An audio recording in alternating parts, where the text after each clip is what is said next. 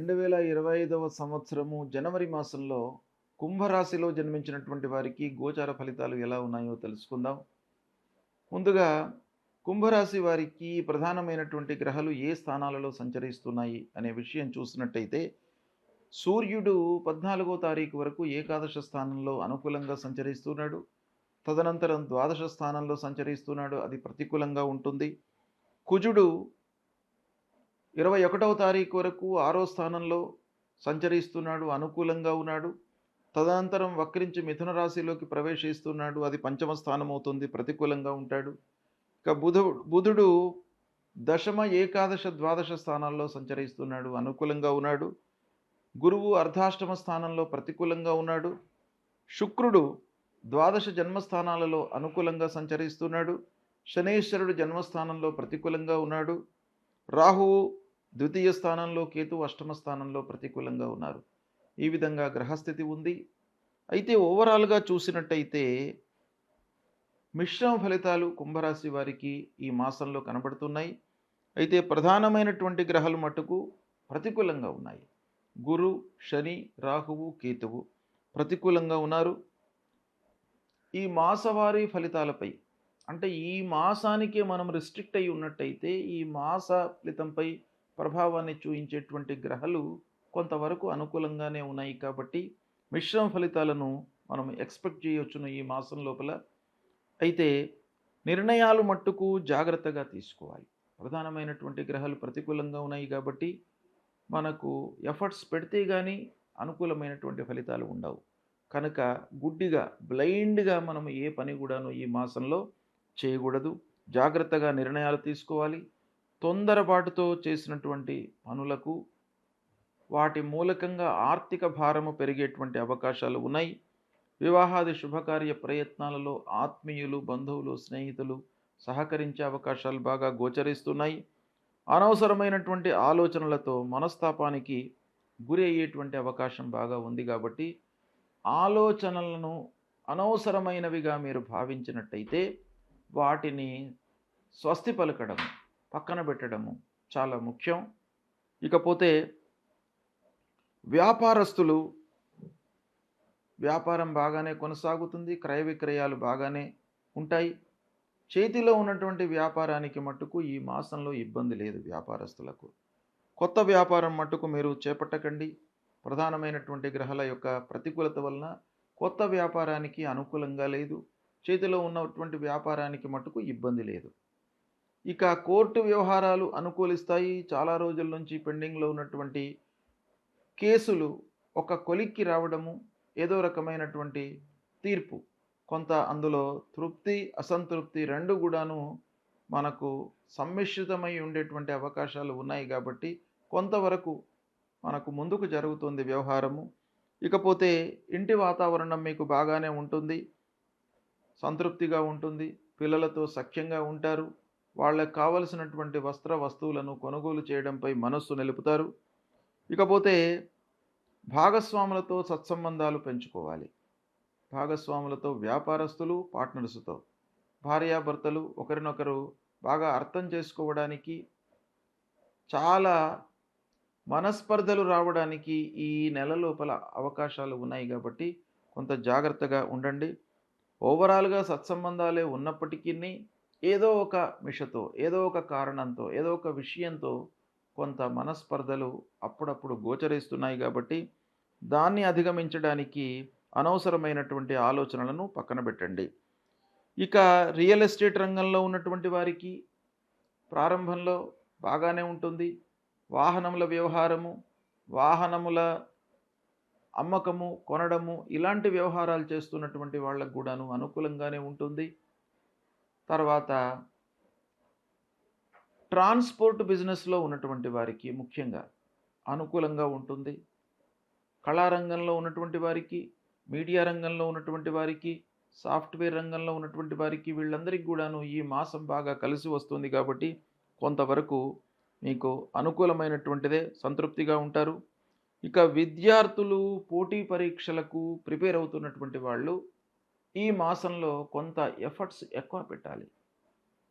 ఎందుకంటేను ఈ పోటీ పరీక్షలకు మీకు ఈ మాసము 100% అనుకూలంగా లేదు. కొంత అనుకూలంగా ఉంది. అయితే మీరు ఎఫర్ట్స్ పెట్టినట్టయితేనే మీకు మంచి ఫలితాలొస్తాయి గాబట్టి, విద్యార్థులు దాన్ని దృష్టిలో పెట్టుకొని ఉన్నత విద్యకై లేదా మంచి సంస్థలలో అడ్మిషన్‌లు సంపాదించడానికై మీ ఎఫర్ట్స్ మట్టుకు బాగా పెట్టాలి. ఇక భూముల విషయంలో కొంత కలిసి వస్తుంది. విదేశీ ప్రయాణాలు కొంత అనుకూలించినప్పటికీని అందులో ఆలస్యం గోచరిస్తుంది. పారిశ్రామికవేత్తలకు మట్టుకు అనుకూలంగానే ఉంటుంది. వ్యవసాయదారులకు గూడాను ఈ మాసం అనుకూలంగా ఉంటుంది. ఈ విధంగా ఫలితాలు ఉన్నాయి. ఓవరాల్‌గా మనం గ్రహస్థితిని దృష్టిలో పెట్టుకొని చూసినట్టయితే సామాన్య ఫలితాలే ఎక్కువగా కనపడుతున్నాయి. కనుక కొంత జాగ్రత్తగా నిర్ణయాలు తీసుకోవడం మంచిది. ఇకపోతే కుంభరాశి జాతకులకు ఈ జనవరి మాసంలో ఏ గ్రహాలు బాగా లేవు అనేటువంటి విషయాన్ని మనం చూసినట్టయితే ప్రధానమైనటువంటి గ్రహాలు గురు, శని, రాహువు, కేతువు బాగాలేడు. వీరికి పరిహారం తప్పకుండా చేసుకోవాలి. గురు భగవానుడి నిమిత్తమై తల్లిదండ్రులను సేవించండి. సద్గురువులను సందర్శించుకోండి. దత్తాత్రేయ స్వామిని కొలవండి. గురు భక్తితో ఉండండి.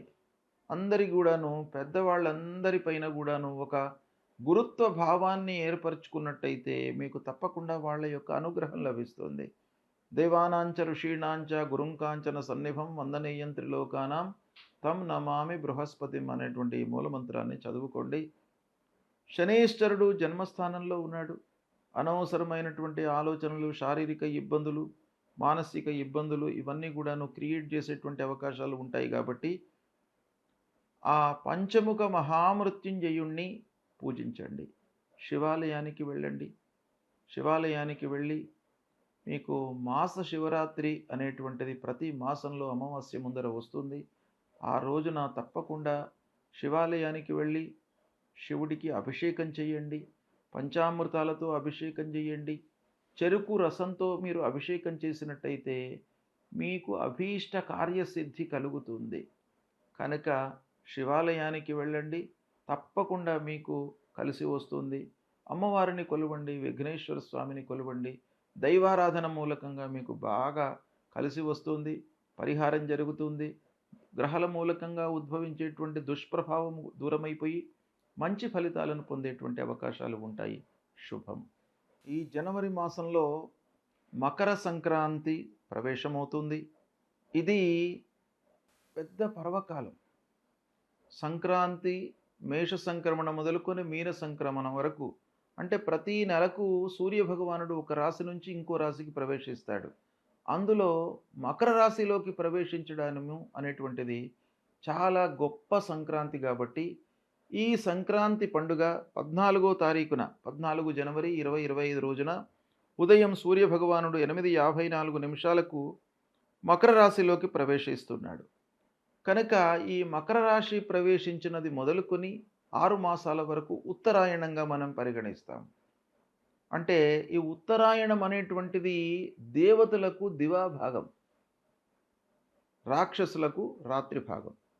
కనుక ఈ ఉత్తరాయణం ప్రారంభమైన తర్వాత మంచి పనులు చేసుకోవడానికి, శుభకార్యాలు చేసుకోవడానికి అత్యుత్తమమైనటువంటి పర్వకాలంగా మనకు శాస్త్రాలు చెప్తున్నాయి. గనక ఈ మకర సంక్రాంతి రోజున మనము ఏం చేయాలి అనేటువంటి విషయాన్ని మనం చూసినట్టయితే ఈ సమయం లోపల ఏ సమయము ప్రవేశమైనది మొదలుకొని, అంటే ఉదయం 14వ తారీఖు నాడు 8:54 మకరానికి సూర్యభగవానుడు ప్రవేశిస్తున్నాడు. అది మొదలుకొని సాయంత్రం 4:54 వరకు సంక్రాంతి పుణ్యకాలం అనేటువంటిది ఉంటుంది.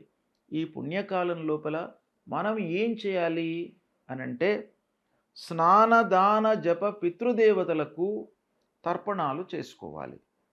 అంటే స్నానం, నదీ స్నానం చేయడము, లేదా తీర్థ స్నానం చేయడము, సముద్ర స్నానం చేయడము, లేదా మనకు మహానదులకు వెళ్ళి స్నానం చేయడం అనేటువంటిది ఈ మకర సంక్రాంతి రోజున చాలా ఉత్తమమైనటువంటిది.